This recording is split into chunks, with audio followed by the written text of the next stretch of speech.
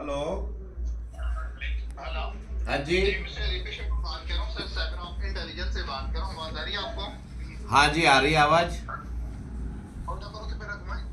Mister Pankaj Dwivedi बात कर रहे हो? जी जी, बोल रहा हूँ। ये संस्कार द्विवेदी कौन है? बेटा है, मेरा बेटा है। आप मध्य प्रदेश इंदौर से बात कर रहे हो ना मिस्टर पंकज? जी जी, आपका बोलो। ये जो बेटा है ये स्टडी कर रहा है, वर्किंग कर रहा है? स्टडी कर रहा है, बताइए।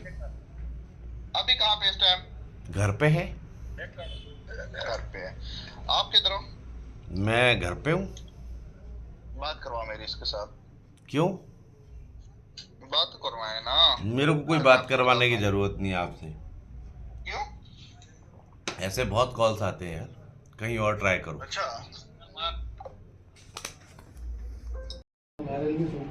सर, एक डिजिटल अरेस्ट का प्रयास आपके साथ किया गया था, कब की घटना है और क्या है पूरा मामला? देखिए, ये अभी 28 तारीख की बात है। मैं यहाँ थाने पर अपनी ही सीट पर बैठा हुआ था, तब मेरे पास में एक व्हाट्सअप कॉल आया और उन्होंने जो है मुझसे पूछा कि मिस्टर पंकज द्विवेदी बोल रहे हैं। मैंने कहा जी। बोले इंदौर से बोल रहे हैं? बोले हाँ।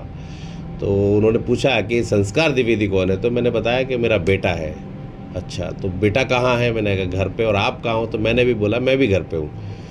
फिर उसने बोला कि बात कराइए बेटे से। तो मैं तो पहले ही समझ गया था कि ये कौन है कौन नहीं। मैंने कहा क्यों बात कराऊं? बोले बात कराइए ना। तो मैंने कहा नहीं, मुझे आपसे बात कराने की कोई आवश्यकता नहीं है। और मैंने उसे कहा ऐसे बहुत सारे कॉल्स आते हैं मेरे पास में और इतना समय नहीं है, आप कहीं और आप लगाएं। काट दिया मैंने फ़ोन।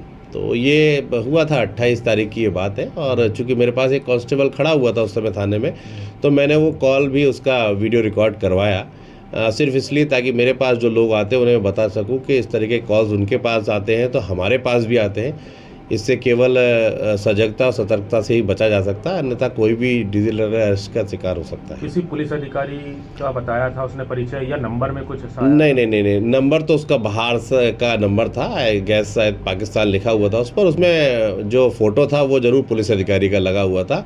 और बात करने वाले ने इतने रुतबे के साथ बात कर रहा था वो, कि आम आदमी होता तो वो ये डेफिनेटली समझता है कोई पुलिस एजेंसी का ही अधिकारी है। तो ये रहा। इस मैंने केवल जागरूकता की वजह से लोगों को बताने के लिए रिकॉर्ड किया था। बाकी ऐसी कोई घटना नहीं हुई कि जिससे मैं ठगा जाता।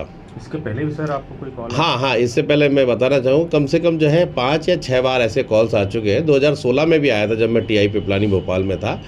और हर बार वो कुछ ना कुछ नया एजेंडा लेके आते हैं। कभी जो 16 में मुझे 30,000 कोर्ट का आया था कि हम 30,000 कोर्ट से बोल रहे हैं, कोई टेररिस्ट से बातचीत का आपका ब्यौरा मिला है, और उसके नाम पर काफ़ी उसने मुझे बताया कोर्ट में पेशी होगी, ऐसा ऐसा होगा, ऐसा था। मैं भी काफ़ी देर तक उससे बात करता रहा। फिर मैंने फाइनली उसे कोर्ट का प्रोसीजर वगैरह बताया तो वो समझ गया कि मैं भी कहीं ना कहीं कानून को जानता हूँ। फिर पूछा कि आप क्या काम करते थे? मैंने कहा मैं टीआई पिपलानी हूँ। और मैं चूँकि आप बात कर ही रहे थे तो मैं भी फुर्सत में था तो बात कर लेते।